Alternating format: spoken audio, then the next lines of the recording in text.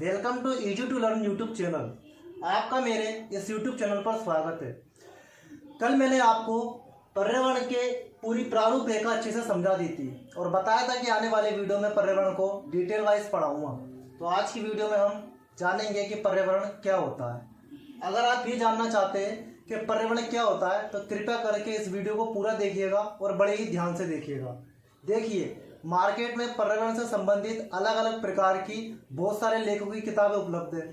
सब किताबों में पर्यावरण की थोड़ी थोड़ी परिभाषाएं अलग दे रखी है, लेकिन वो सभी परिभाषाओं का उद्देश्य एक ही होता है और वो सभी परिभाषाएं आपको एक ही निहितार्थ पर ले जाकर छोड़ती है। तो हम उन सभी परिभाषाओं का निचोड़ यहाँ पढ़ेंगे और जानेंगे कि पर्यावरण की वो परिभाषाएं कैसे बनी।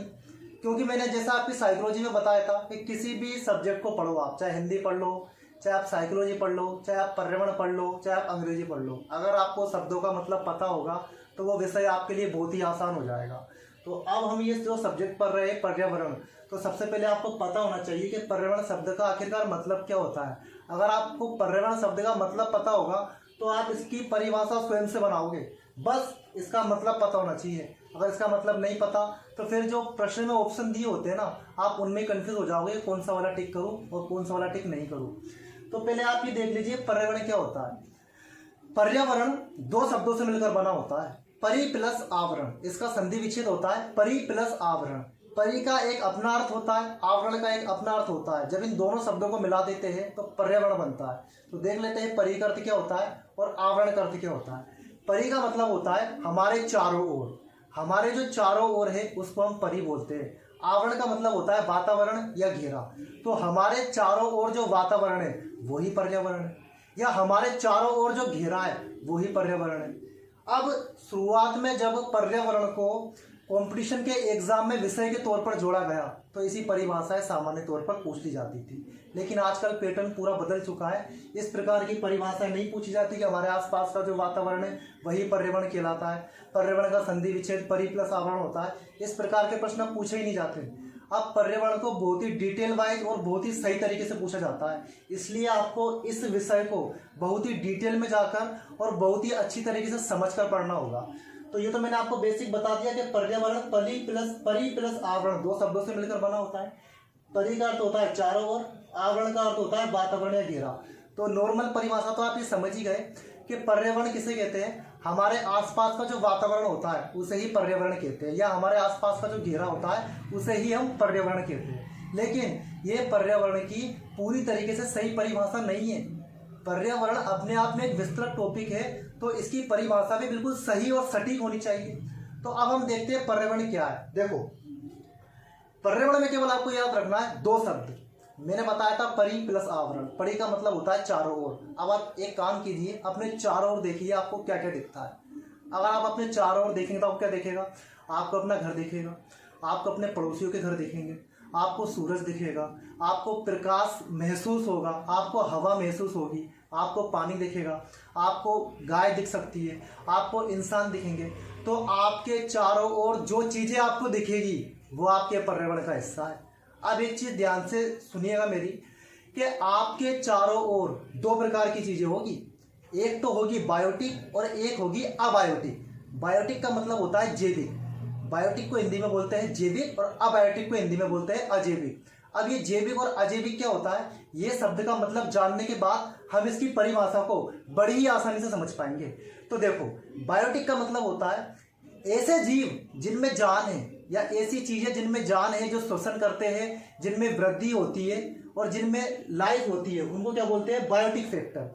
तो बायोटिक फैक्टर में कौन कौन आ जाएंगे? अपने पेड़ पौधे आ जाएंगे, जितने भी प्रकार के जीव जंतु है, पशु पक्षी है, इंसान है, जीवाणु है, ये किस में आ जाएंगे? आपके बायोटिक फैक्टर में आ जाएंगे। ठीक है। अजैविक कारक क्या है? अबायोटिक फैक्टर क्या है? अबायोटिक फैक्टर कॉमन सेंस है, जो बायोटिक नहीं है वही अबायोटिक है। मतलब जिसमें जीवन नहीं है, जिसमें प्राण नहीं है, जो ग्रोथ नहीं करते, जो प्रजनन नहीं करते, जो वृद्धि नहीं करते, वही क्या कहलाते हैं? अजैविक फैक्टर। जैसे ये व्हाइट बोर्ड ले लीजिए, ये अजैविक कारक है, अबायोटिक फैक्टर है। ये आप मार्कर ले लीजिए, ये अबायोटिक फैक्टर है। आपका जो घर ले लीजिए, ये अबायोटिक फैक्टर है। बाहर आपने जो सूरज देखा वो अबायोटिक फैक्टर है, आपने जो पानी देखा वो अबायोटिक फैक्टर है। तो आपको बायोटिक और अबायोटिक फैक्टर में पता होना चाहिए कौन कौन सी चीज़ें आती है। तो बायोटिक में वो चीज़ें आएगी जिनमें जीवन होगा, जिनमें सांस चल रही होगी, जो वृद्धि करते हैं, जो प्रजनन करते हैं। और अबायोटिक में कौन आएंगे? जो सांस नहीं लेते, जिनमें जीवन नहीं होता। अब हम ये देखते हैं कि पर्यावरण का अर्थ क्या है। जैसा कि मैंने आपको बताया, आपके चारों ओर स्थित जैविक तथा अजैविक कारक मिलकर पर्यावरण का निर्माण करते हैं। अब आप अपने चारों ओर नजरें घुमाकर देखिए आपको क्या क्या दिखता है। तो आपको जो भी चीजें दिखेगी ना, आप उनको दो भागों में बांटोगे, एक तो जैविक और एक अजैविक। तो पर्यावरण की परिभाषा बनाने से पहले मैं आपको एक बार बता दूं कि इन शब्दों का उसमें यूज कैसे करना है। तो पर्यावरण में मैंने आपको दो शब्द बताए थे, परि प्लस आवरण। तो देखो, हमारे चारों ओर स्थित जैविक कारक तथा अजैविक कारक मिलकर पर्यावरण का निर्माण करते हैं। और ये जैविक या अजैविक कारक अर्थात ये पर्यावरण हमें प्रभावित करता है और हम इस पर्यावरण को प्रभावित करते हैं। ध्यान रखना, पर्यावरण हमें प्रभावित करेगा और हम पर्यावरण को प्रभावित करेंगे।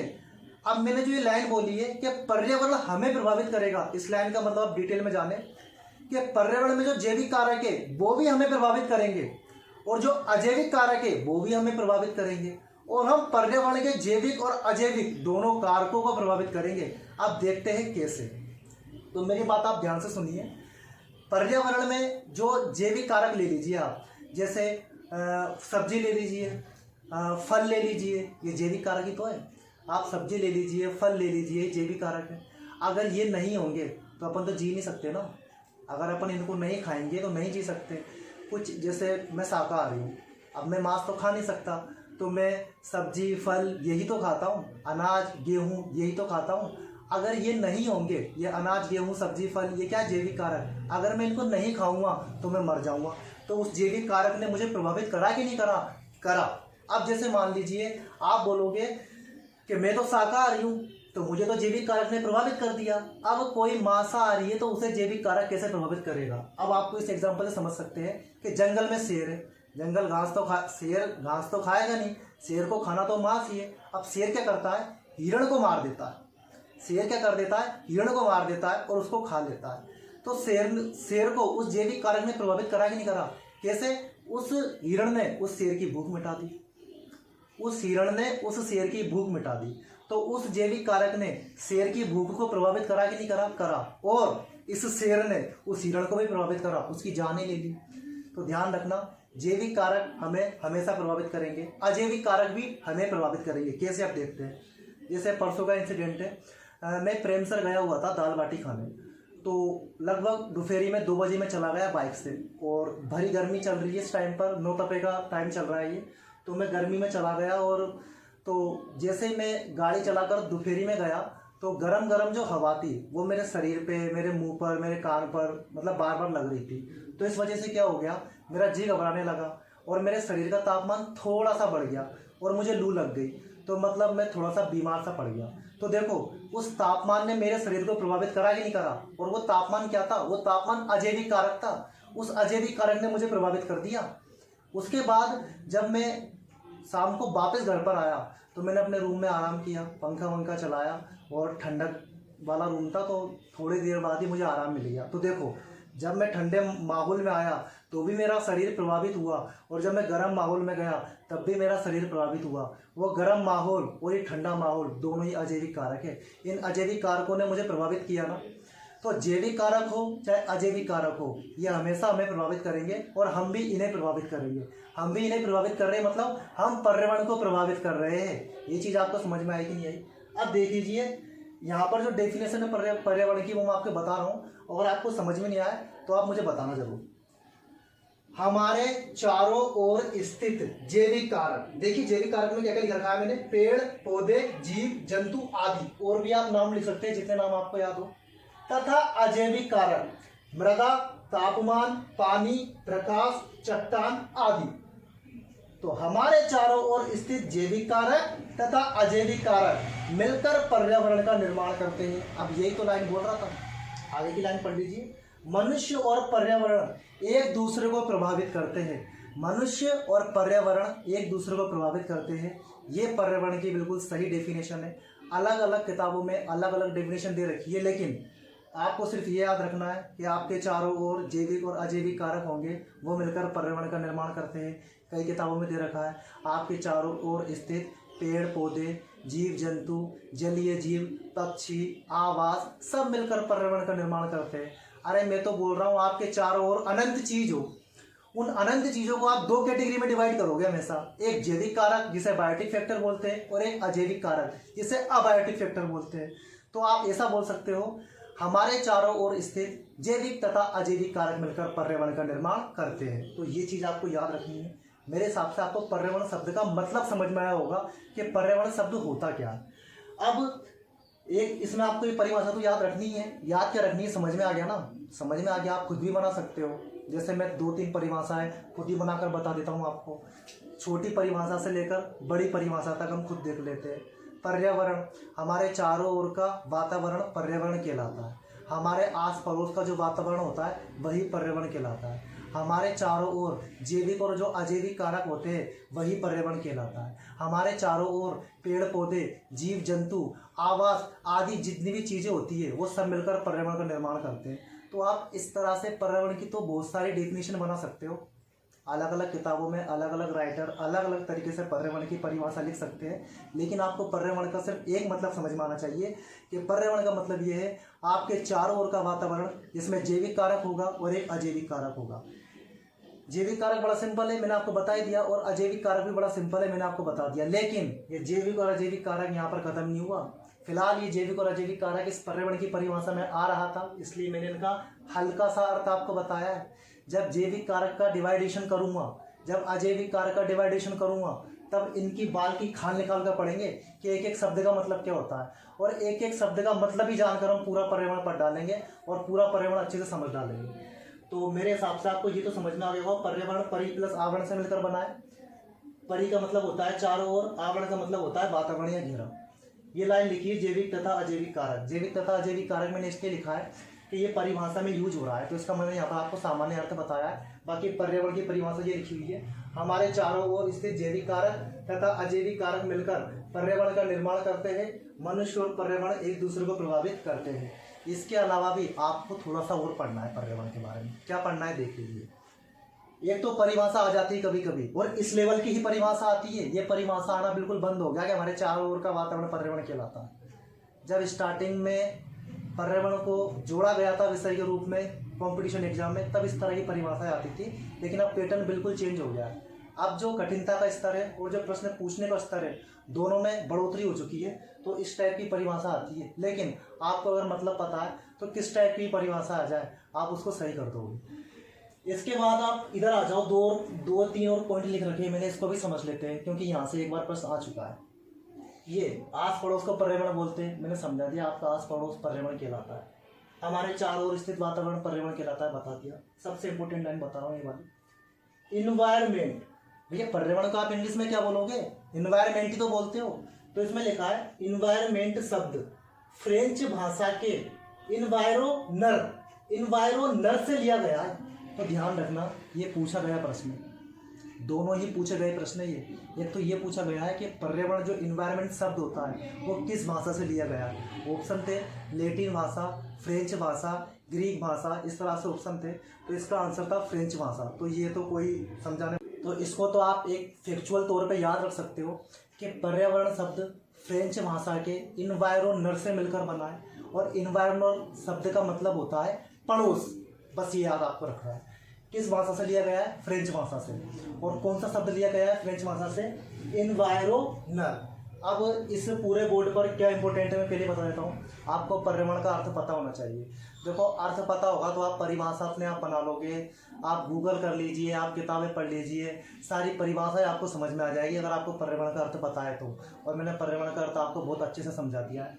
इसके बाद आपको सिर्फ ये याद रखना है, पर्यावरण की परिभाषा आपको अगर अर्थ पता होगा तो परिभाषा तो आपको समझ में आएगी ही होगी। इसके बाद आपको सिर्फ ये याद रखना है कि पर्यावरण फ्रेंच भाषा के इन्वायरोनर से मिलकर बना है, और इन्वायरोनर शब्द का मतलब होता है पड़ोस। अब एक बहुत इंपॉर्टेंट चीज़ मैं आपको और बता देता हूँ, इसको मिटा देता हूँ उसके बाद बताता हूँ क्योंकि बोर्ड पर जगह नहीं बनी। देखो क्या है कि कभी कभी, कभी क्या मतलब मैंने ज़्यादातर देखा ही है कि आप जो बुक लोगे ना उसमें पारिस्थितिकी जो तंत्र होता है, इकोसिस्टम, उसको ही पर्यावरण मान लिया जाता है। जो पारिस्थितिकी तंत्र होता है उसको कभी कभी पर्यावरण कह दिया जाता है, और जनरली तौर पर हम कह देते हैं कि पर्यावरण एक तरह से पारिस्थितिकी तंत्र है और पारिस्थितिकी तंत्र एक तरह से पर्यावरण है। लेकिन दोनों में एक बहुत छोटा अंतर होता है, इसको जान लीजिए कि पारिस्थितिकी तंत्र में क्या अंतर है और पर्यावरण में क्या अंतर है। तो वही मैं आपको बता रहा हूँ। तो यहाँ तक वीडियो देखा है तो पूरा देख कर जाइएगा, क्योंकि अगर जो बताने जा रहा हूँ ये बहुत ही इंपॉर्टेंट कंसेप्ट है, इसको स्किप ना कीजिएगा। देखो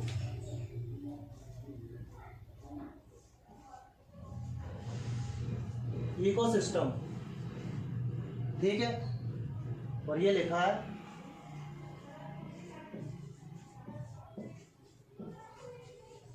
एनवायरनमेंट। भाई दोनों क्या होता है? इकोसिस्टम का मतलब तो होता है पारिस्थितिकी तंत्र, और इन्वायरमेंट का मतलब होता है पर्यावरण। दोनों को कभी कभार क्या होता है, कई सारी बुक्स में एक ही मान लिया जाता है, और बहुत ही कम ऐसी बुक्स है जिनमें दोनों में बिल्कुल बारीक अंतर होता है जो बता रखा है। पर मैं आपको बता देता हूँ, इकोसिस्टम और इन्वायरमेंट में ये अंतर होता है कि इन्वायरमेंट में हम क्या बोलते हैं, हमारे चारों ओर का वातावरण पर्यावरण कहलाता है, तो उसमें हम नहीं आते, उसमें हम नहीं आते। जैसे मैं अपने पर्यावरण की बात कर रहा हूँ, मैं अपने पर्यावरण की बात कर रहा हूँ, तो मेरे चारों ओर का जितना भी वातावरण है वो सब पर्यावरण है, लेकिन मैं पर्यावरण नहीं हूँ। जब मैं खुद बता रहा हूँ कि पर्यावरण क्या है, मेरे को लेके मेरे सापेक्ष अगर मैं पर्यावरण की बात कर रहा हूँ ना, कि मेरे चारों ओर का जो वातावरण है वो पर्यावरण है, लेकिन ध्यान रखें मैं पर्यावरण नहीं हूँ, तो उसमें आप मुझे छोड़ देना। पर्यावरण में आप क्या कर दोगे, मुझे छोड़ दोगे। जबकि पारिस्थितिकी तंत्र में क्या होता है, आपके आसपास का चारों ओर का वातावरण प्लस आप स्वयं, दोनों मिलाकर पारिस्थितिकी तंत्र का निर्माण करते हो। तो ये पारिस्थितिकी तंत्र और इन्वायरमेंट में बेसिक अंतर होता है, और बड़ा ही छोटा अंतर होता है। एक बार और बता देता हूँ, पारिस्थितिकी तंत्र क्या होता है, आपके चारों ओर का वातावरण प्लस आप स्वयं, क्या कहलाएगा, इकोसिस्टम। इन्वायरमेंट क्या है, आपके चारों ओर का वातावरण, लेकिन उसमें आप नहीं है। अब जैसे देखिए ये मार्कर, अब मैं ना इसके पर्यावरण की बात करता हूँ, तो देखना इसके पर्यावरण की बात करता हूँ तो इसके चारों ओर तो मैं भी हूँ, मोबाइल भी है, वाइट बोर्ड भी है, सामने घड़ी भी है, ऊपर दीवार भी है, नीचे टेबल भी है। तो ये सब इसका क्या कहलाएगा, पर्यावरण। लेकिन ये मार्कर अपने आप में पर्यावरण नहीं कहलाएगा। तो पर्यावरण में जिसके सापेक्ष बात की जाती है उसको छोड़ दिया जाता है। जबकि इकोसिस्टम में या पारिस्थितिकी तंत्र में क्या होता है, आसपास के मतलब चारों का जो वातावरण है उसको तो काउंट किया ही जाएगा, साथ में जिसके सापेक्ष बात हो रही है ना उसको भी काउंट किया जाएगा। जैसा अभी जो एग्जांपल लिया था कि इसके चारों ओर की जितनी भी चीजें वो तो काउंट होगी, और ये खुद भी काउंट हो जाएगा पारिस्थितिकी तंत्र में। तो ये अंतर होता है पारिस्थितिकी तंत्र और पर्यावरण में। अगर मैं विज्ञान की भाषा में लिखूं तो इन्वायरमेंट को मैं ऐसे लिख सकता हूं, क्या,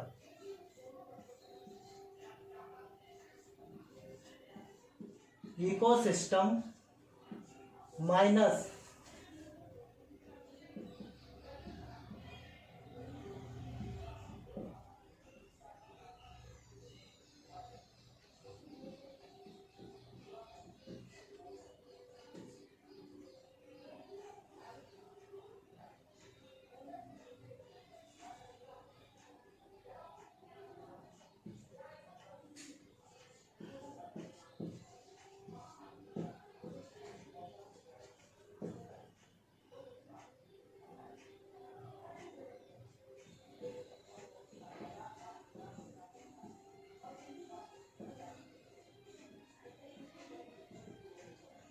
देखो कितनी अच्छी चीज लिखी है।